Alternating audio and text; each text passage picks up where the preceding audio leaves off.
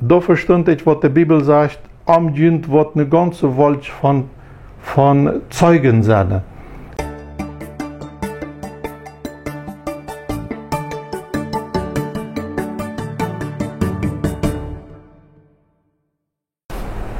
Vandaag zie ik hier met Ernesto Wiens. Hij is in Chaco geboren, op al zeer lange tijd in Asunción. Dankzij Ernesto dat we dit hier mogen hebben, dat je gekomen bent. Ernesto, dat is eigentlich een Spanische nummer, maar du redest Plattdeutsch en best eigentlich ook een Mennonit. Kannst du die Karte een beetje verstellen? Ja, erstens mal Dankeschön für die Einladung. Ich habe dort ein paar Mal, einmal war da gecheckt, was du geschichtlich nur jetzt, Erlebnisse von den Menschen, Zeugnisse, was ich sage, wie sie das, dann finde ich gut, dass wir dort mal irgendwie auch mal an unsere Gesellschaft von unseren Menschen was hören.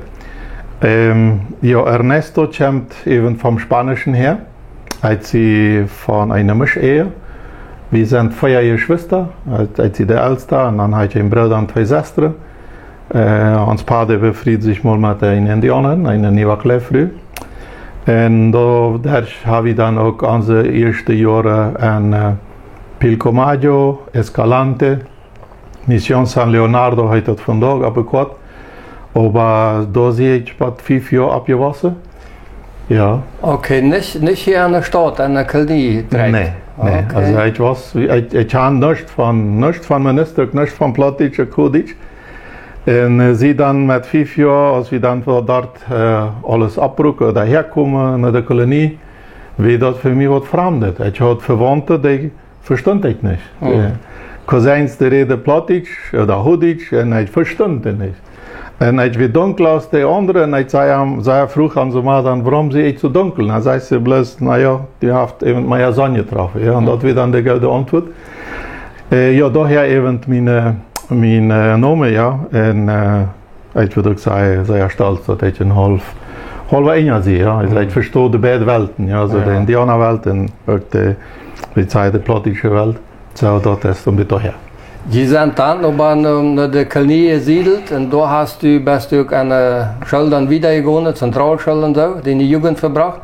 Richtig, wir trocken dann ab 18, hadden dann auf einer Wirtschaft gewohnt und gingen dann Volksschule, darb 10 und nachher darb 8 und nachher dann an der Zentralschule hier in Philadelphia. So, wir haben dann, ich sage dann meine Schwester alle, wir sind dann hier abgewassen, ja, und haben dann hier die Schule eingemacht. Und ja, wir sind jetzt groß geworden, bei 18, bei 19 Jahren. Ja. Kart einmal tritt die Zeit an der Schule, war die gemobbt, dass die vielleicht halber Indianer wäre? Ich kann sagen, dass ich sowas nicht erlebt habe, bitte eine Erfahrung. In der Volksschule hatte wir eine Lehrerin, die bestraft mich für eine Sache, die ich nicht verstand. Wenn uns Padot getan hat, wie mir klar, ich brauche einen Bleistift für. Und dat we van mijn Bleistift, en ik kreeg op 2 weken pausarrest, ja, een pauze nozetten, wie dat dan, ja. En dat had ik als 9 jaar jong verstaan, dat je het hier niet wat Falsches gemaakt hebben, dat je het hier mijn Inja zijn. Dat is het enige Mal, wo ik gesperrt habe, wo jemand mich vielleicht diskriminiert hat, ja.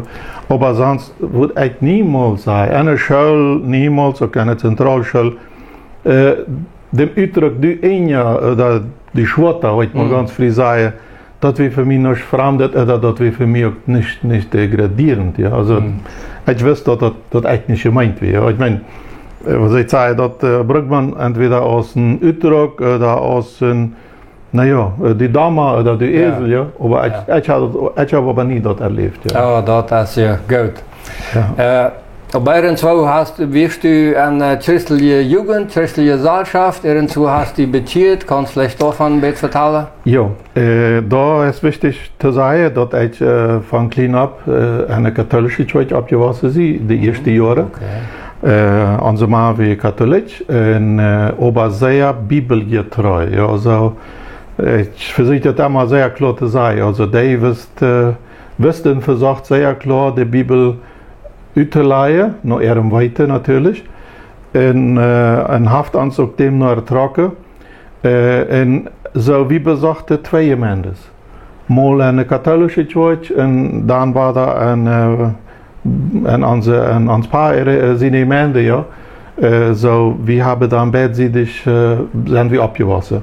Bat ich dann eines Tages mein Leben, dann Gott ihr dann ändert sich das Ganze, ja. Und das hat bei mir ein sehr wichtiger Punkt, ist bei mir, als Hanse Maßstab. Ja. Ich sage immer, bei mir wird das der Fall, ab dann nahm ich eine Entscheidung für Jesus. Warum?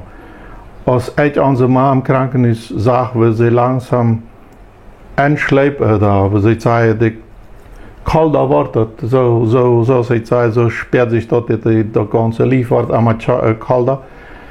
Also wie wirst du dabei? Ich will ein paar Minuten vorher rübergehen. Wir wechseln uns auf ans paar Jüngern und die bleibt dann, die wird dann eben, als sie dann nicht. Aber als die da lag und so langsam atmet, und ich als 16 Jahre jung, der beobachtet, und ich meine Kindheit bloß einmal von einer dankbaren Frühmutter auf der krank war. Sie hatte von klein auf Asthma, Tuberkulose, und damit hat sie immer leiden müssen. Aber das hat sie nie uns so beigebracht, dass sie irgendwie ein Gott war. Auf keinen Fall. Und dort irgendwie, als die starb, dann sagt es, das wird mir klar, ich will unser Mann noch mal sein am Himmel. Und ich weiß ganz genau, was ich zu tun habe. Ich muss Jesus folgen. Und so fängt es bei mir, ich sage, ich habe nicht ein Datum, wo ich sage, nu beschädigt ich mich. No. Ich ging ab Arbeit und habe dann so einen Prozess von 5, 6 Monaten.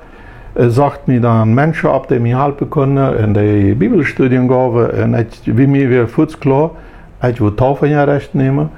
Und dann habe ich mich zum zweiten Mal taufen lassen. Ich bin als Katholik, ja, als kleines Kind.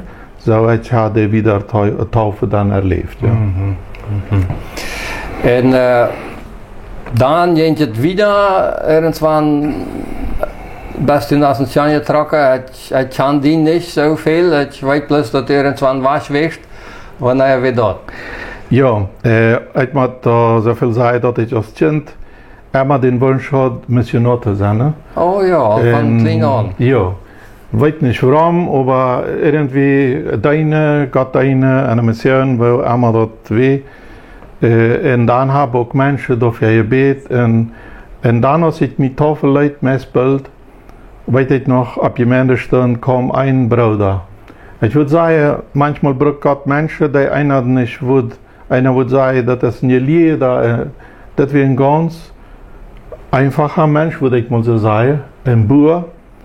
Der kam und sagt mir, Ernesto, ich glaube, du musst vielleicht Bibelschule machen und die Rede machen für Prediger sein. Dat fuhr an und dat bleibt zitten und damit habe ich dann gearbeitet und viele Menschen haben mir geholfen, von uns Gemeinde, sehr viele haben mir geholfen. Allein hatte ich das nicht gekonnt, ja, dann ging ich nach Ascension und konnte dann Bibelschule machen. Und habe dann da auch meine Schule einmachen. Ich hatte hier nicht der Kollege hat eingemacht, das mache ich da dort, also der Obenschule oder der Curso Rapido, was man früher mal sieht. So, dat war dann so ein bisschen mein Prozess. Ja, und 1992 ging ich dann nach Ascension Bibelschule machen. So viele von unseren Todschädern weiter nicht. Wir haben uns kurz bereist, wo wir da sind. Du bist mit Schrettje. Ich weiß das auch nicht genau, was dann passiert ist. Aber in Ascension ist irgendwas passiert mit dir, dass du ab Schrettje genommen hast. Ja, ich hatte ein Jahr gemacht, Bibelschule, und dann sagte mir, ich hatte dann noch nicht die Schule ein, also die Zentralschule, dann hatte ich eben ein Jahr CD-Dienst, schaffte ich im Lernasyl, wo ich viel auch von unseren Theorien gemacht habe. Und das war mir sehr wichtig. Ich sehe mir so, anstatt wie soll ich sagen, Militärdienst gehen, wo ich mir ein Jahr lang war, hier für diese kranken Menschen vielleicht eine. En dat ging me ook zeer schijn. En dan op een moment deed ik dan de school maken. Als dat je dan tijd weet, dan je op arbeid, schaf dat bij de coöperatief in Asunción. En als dat dan tijd weet, dan had ik zo, weer me zo, nu is een kapitel tijd. Nu kan ik Bibelschool wieder maken. Am 19. oktober hadden we collation. En am 20. de nächsten dag had ik een matuurdaanval. Dat weer een zeer, wat zou ik zeggen, onschuldiger aanval. Dat heet, sie ganz langsam met een matuurdaad op de gas gefahren. En iemand met een auto is dan 2 3 gefahren, heeft me heen en matuurdaad aangehoord. En als sie zo slecht gevallen dat ik dan 3 dagen bezendingsloos weer. Oh. Ik zei maar in dat een ganz kleines Beispiel, dat war man nicht Stützhelmbrück. Dat we zo dicht voor, ik zei maar manchmal zeg ik na dat sie bloß 2 3 Kunden auf, waarom zou ik een Helm brücken? En dat weer in Fall, wanneer ik een Helm gebrückt had, wäre vielleicht nicht so schlimm gewesen. Erstens wie ich bezendingsloos en zweitens wie ich van de Brust hier gelähmt.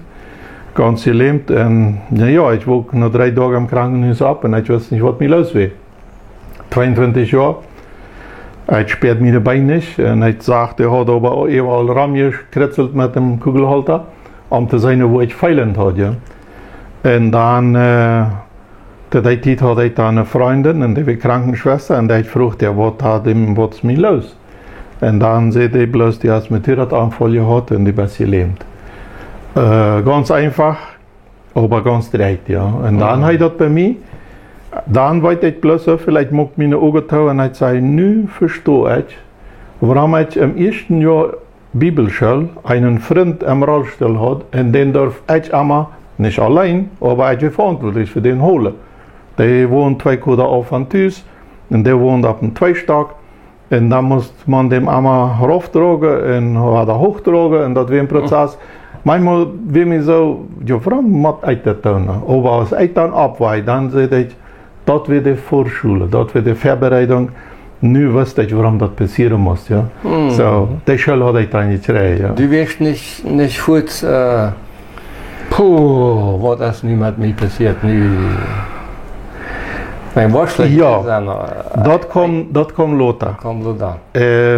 Ich habe eine Erfahrung mit 2-mal Fahrradfahren von Asunción hier in Philadelphia. Das Schlimmste war 2 op 1. Dat ruht ich keinem. Nee. Das war das Schlimmste. Und das war ein Fahrrad ganz einfach, das war kein Fahrrad. Da war mein Freund, dem keine viele bestimmt Dufthaus, der wird auf Plattdeutsch sehen. Mit dem haben wir nämlich im Nervenasyl, wie wir Typen eine Stunde, ich sage, da passiert das eine dumme Idee, aber gut. Mit dem Duft sind wir dann 2-mal gekommen, das erste Mal dann bei der Hälfte, da war Paso Colorado und dann ging alles 2. Dann nahm ich bloß ein Bus und komme dann bei hier und das zweite Mal dann für 46 Stunden oder dann von Asunción bei hier vor. Ja. Dann aber jeder mit ein. Jeder mit ein, aber dann auch 4 Tage im Bad liegen, wenn es alles was Muskeln hat, das war ja. Also. Ja, das sind rund 460 Kilometer, das ist anscheinend ein. Ja, und das kriegt, als ich abwog im Krankenhaus, ich sage immer, so sehr kann ich bloß dankbar sein, dass ich Menschen gehabt habe, die für mich gebetet haben. Und das sind, ja, wie soll ich das sagen?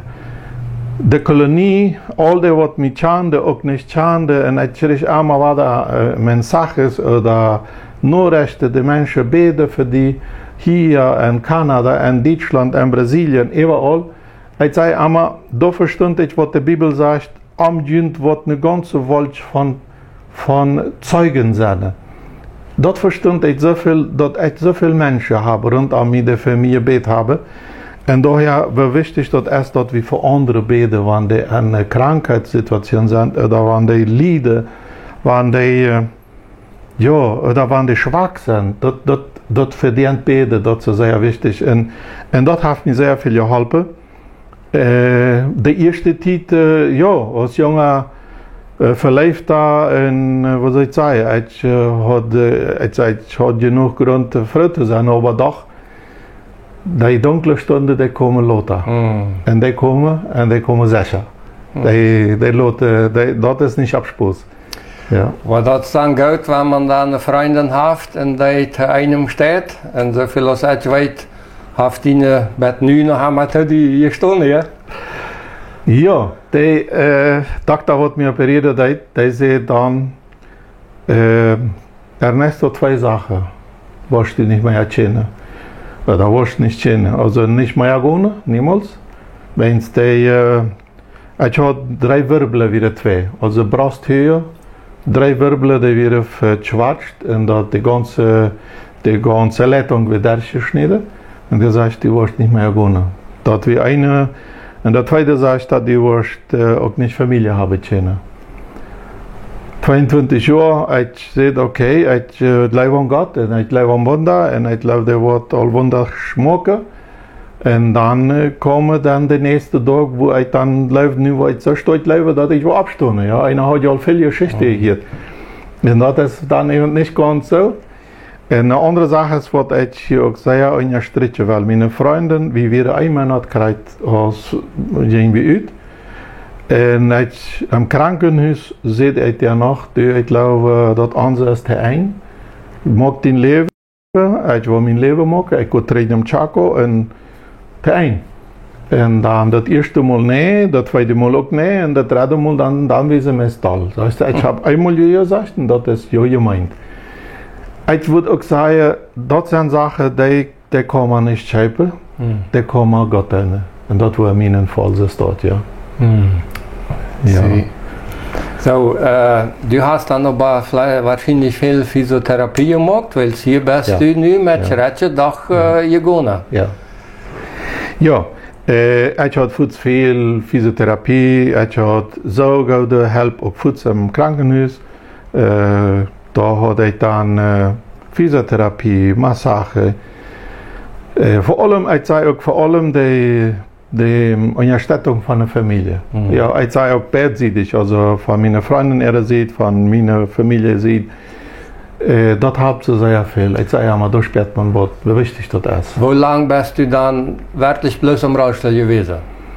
Ja, das hat ich wie ein Monat wie ich im Krankenhaus und das wie bloß im Bad. Und dann kriegen sie mich den letzten Tag einmal im Rollstuhl gelockt, ja. Ich dachte, ich würde irgendwann abstehen und gehen, ja. Und das geht nicht. Und dann wird es so weit, dass ans Paar mich dann einmal im Bautista Krankenhaus wieder dann einmal ran vor der Zeit, ein Gang, wo ein Fenster war. Die paar Minuten, was ich im Rollstuhl saß, ich fällt mir so, wie soll ich sagen, so nüchtig, so wörtlich, ich tue nichts mehr, ich halte nichts mehr. Das war so ein Moment, wo ich, ja, das würde ich keinen Menschen. Aber ich glaube, das sind Momente, wo man dann sagen kann, okay, wir sind Menschen, wir machen das. Und daher war da die andere Seite, weil meine Eltern, weil meine Familie, weil meine Freunde immer dabei wären und mitmachen. Und eine Sache, will ich hier dazu sagen. Als ich getauft wurde an dem Bibelvers, was mir dann gegeben wurde, ist Jeremia 33,3. Da sagt er, rufe mich an in der Not und so will ich dir zeigen Dinge, die du noch nicht gesehen hast. Dort wie mir war. Sagt uns ein paar weißt du, wie ein Taufvers ist? Nee, sagt dann seht ihr mit ihm ab, ja. Und dort gab mir, war das zu sein, ich habe was für mich, was ich nicht sein kann. Und mal ganz klar gesagt, der Doktor sagt, ich würde niemals mehr gehen können. Noch 3 Wochen im Krankenhaus passiert was. Einen Sonntag bestellt, wie so die Bibel das erklärt, der Älteste von der Gemeinde kommen, der betet über mich, der salbte mich an, meine Familie war rund an mich und die haben über mich gebetet. Das war ein Sonntag. Am Montag bewegte ich eine Teil. Nur eine Teil. Ich sage, der eine Teil, dann verstand ich, wenn Jesus sagt, dass ich wenn ich Glauben habe, dann will ich Bäuer versatt. Ich sage, die Bäuer will mich nur und dann. Aber der eine Teil, der kann ich bewegen, ja. Und das war für mich so viel, der Glaube, was ich und was so viele Menschen für mich eingesagt haben oder gebeten haben, das ist, was ich dann von da oder dann sein kann. En dan natuurlijk met de fysiotherapie, sport, dat we alles bijna en dat helpt dat verbeteren. Zodat we een groter wisselproces, ja, langzaam, dat moet man klar hebben. De zijn zaken zijn dan langzaam, maar wij zijn dat kom, ja. Dat had met ritme te doen, wens van nerven opwaartje, dat brennt furchtbaar. En ik zei, ik heb dat paar weken erleven durft. Ich wünsche dat keine mal war das dabei, ja. Ich sage, nachher weiter, auf einmal weiter ein Muskel war da ab und einmal mehr, aber das ist der Prozess, ja. Eine andere Sache ist, was viele, aber vielleicht selten mal erwähnen, wenn ein Mensch alles haben kann, und der auf einmal mit dem Rollstuhl setzt, oder behindert bleibt, oder nicht mehr, vieles nicht mehr kann, dann hast du fucking, gedanken die dan ze zeggen, waarom leef ik nog? Ik had je beter gehad, ik had weer vielleicht gestorven. Ja? En ik zei maar, daar wil ik unbedingt ganz Gottes Ehre geven, dat ik zo'n zaken niet problemen had, oder zo'n Kämpfe had. Ja? Dat je mensen, die kämpfen riesig damit. Ja? Also die hebben met het, die veel uit ook niet. Ja? Ik zei maar, ik kan veel, kan ik niet. Aber viel kann ich, bloß langsamer, ja. Langsamer, und der Mensch, ich sage immer, hab ein bisschen Geduld mit mir, ich komme mal heran, ja. Und, ja. Du hast dich dann irgendwann befreit, wie lange wir das noch? 4 Monate noch, dann, ja, wie wir dann sicher, wir wollen dann ans Leben taub machen. Und da sage ich auch immer, wenn Gott Geschichte macht mit einem, dann hast Peter, du magst eine gute Geschichte. Oder man bemüht sich, eine gute Geschichte zu machen. In diesem Fall würde ich einfach sagen, dass meine Freundin dann sich auch nicht oft lange gehaft oder oft länger Leute haft von vielleicht andere Sachen. Ich habe dort immer was danach versucht zu sagen, ist dort klar bei dir. Sagst du, aber ja, bei mir ist das klar. So, na 10 Monate befrieden wir uns. Okay. Ich darf mit Schrettchen angehen. Ich habe al so viel auf den Beinen. Ich will die erste, vielleicht bloß so viel, 3 Monate lag ich ganz im Bad. Und dann ging ich im Rollstuhl und dann ging ich auf die Stange über. Einmal mehr Kraft, ja. Und dann ging ich mit Schrettchen, befrieden wir uns dann. Das heißt, ich ging mit unserem Mann. Wenn ich unsere Mann erwähne, dann meine ich ans Paar, der befriedet sich dann nachher frisch. Und steif mal, und ich sage einmal, wie sagte der Mama, ja, Oma, ja. Und ich sage, das war dann eine andere Sache, wo ich mal bloß dort sage. Wenn der liebe Gott eine Geschichte macht mit uns Menschen, und wie du uns nennen lässt, und sage, liebe Gott, mag ich mir dort, was du für gut hältst. Zum Beispiel, unsere Mann nu, also Stiefmutter, Mama, Hulda, die kommen von Brasilien, wo dort in einer Stadt, wo dort alles rein und wo sie Krankenschwester wie, die kommen hier im Chaco in diesem Stoff, mangt die Medien und all diese Schnippers und Zappos, ja. Und sie haben dort das Leben getan, ne? Das ist allemal was gerettet. Und da wenn ich, wenn ich von unserer Mann rede, mit der darf ich dann eine Zeit gehen, ja, sie uns befriedet, das heißt, ich ging mit Mama an, und meine Freundin dann, Brüd, die ging dann mit Japanen, so können wir uns befreien, und bloß um die Geschichte ein bisschen chartern, Gott hat uns 2 Kinder geschenkt. So ein Mädchen, 26 Jahre, und ein Junge von 22 Jahren von da. Eine Kinder. Wow. So, da in Zeit, der Doktor sieht 2 Sachen. Niemals mehr gehen und auch nicht Familie haben. Aber das ist das Resultat und das sage ich immer, das sagt Gottes Ehre. Dazu ein Wunder dann für den Doktor, ja. Der kann dort nachher sein, was da passiert ist, wie viele Menschen gebeten haben, wo du gelebt hast. Ja. Und dat Gott wirklich geholpen hat. Du bist dann in Asunción geblieben, nicht mehr treten im Chaco gesiedelt? Genau, wir hatten das Thema, wie meine Idee, wie ich wieder lehre, Bibelschule wieder machen, und ich hatte meine Freundin dort, und das andere, wie auch die ganze Physiotherapiearbeit, die wir dort viel wieder, oder dort gehofft, hier wird das noch nicht so weit. Da wären wir bei mir dort klar, ich blieb dort, ja. Und So, wir haben das Leben dann dort gemacht, dann befreit, Bibelschule auch da gemacht. Und ja, dort hatte ich Arbeit, habe ich noch. Und ja. Mhm. Du laatst u ook hier aanladen zum Reden, bist du Prediger? Ja, ich sage mal, ich Laien Prediger, ich verteile von meiner Erfahrung, aber ich sehe auch von eingeladen worden, verschiedene Gemeinden oder Gemeindes oder Teenagerarbeit, ja, mit der Jungschule. Ich darf 8 Jahre Jungschulleiter sein an der Gemeinde und so, ich habe dann ein bisschen Erfahrung, dass wir dann ein bisschen so, ja, als behinderter Mensch oder nicht ranziehen und auch aber mit Jungschule sein, ja. Aber ich habe sehr schöne Zeit gehabt und vielleicht wird das nicht ranziehen und bloß sagen, wo ich die Jungs und Mädchen können vielleicht alle tauschen, ja. Das hat vielleicht so viel geholfen, aber ja, so habe ich die Arbeit auch gemacht, ja. Und ja, sonst ich sage ja mal, ich predigt vielleicht alle in Spanisch, als auf Deutsch, aber okay. doch Plattisch sehr wenig, aber das geht auch. Okay. Mhm. Ernesto, du hast viel erfahren und viel durchgemacht. Hast du von der Teutscher vielleicht was extra an Bibelvers oder was mitzugeben? Ja, ich würde einfach mal sagen, in der Bibel da sagt es in 2. Petrus 3, Vers 9, wenn also jemand meine, Gott würde die Erfüllung seiner Zusage hinauszögern, das stimmt einfach nicht.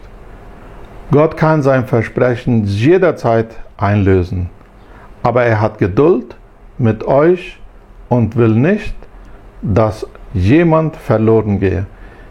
Das war mir sehr wichtig. Erklärst du Kartenbild in Plattisch? Ja, Plattisch, richtig. Ja. Also hier sagt das Bibelvers, dass ja Menschen, die leben Gott, die antworten nicht führt, die wacht. Aber das Bibeltext sagt, nee, Gott kann dann antworten, wann er will. Das stimmt all. Aber wichtig ist bei dem, dass bei jedem der Prozess richtig ankommt, dass alle sich beziehen möchten. Und das ist bei mir sehr wichtig, besonders in dieser Situation, wo ich nicht mehr Daisy aus Ferien, ich habe hier im Football gespielt, ich habe hier im Netball gespielt, Fahrradfahren, Gehen, was immer auch. Wenn das nicht ist, dann halt nicht was anderes. Ja, sagt viel und hat andere Tau und so. Aber auf alle Fälle, Gott will allem will die nicht geben. Vogel sagen, warum antwortet Gott nicht? Ich würde das auch manchmal so sagen, aber viel lieber würde ich das so anstellen, weil Gott antwortet, dann wann er läuft das dran. Und das ist sehr wichtig. So, ich würde sagen, lieber hier, wenn du vielleicht eine Sache erlebst, die du nicht verstehst, alles hat so seine Abgabe oder seinen Zweit. Aber viel wichtiger ist, dass wir verstehen, alles soll dazu dienen, dass wir zum Leben Gott kommen. Und dann wo, oder dann wann, das weiß die ganz genau besser als wir, aber wichtig ist, dass wir wollen. Und gucken, weil wir zu wenig oder wollen nicht, und dann treibt sich das länger. Und das Leid würde ich euer beschuldigen, als dass der Leben Gott antwortet. Wir sagen manchmal ein bisschen langsam. Mhm. Ja. Dankeschön, Ernesto. Das war ein gutes Zeugnis, ein gutes Beispiel. Und Menschen auch mit was zu tun haben. Du hast da viel gesagt und viel beigebracht. Und ich wünsche dir wieder Gottes Segen mit deiner Familie und alles Gute. Danke. Und wünsche dir auch noch wieder einen schönen Tag.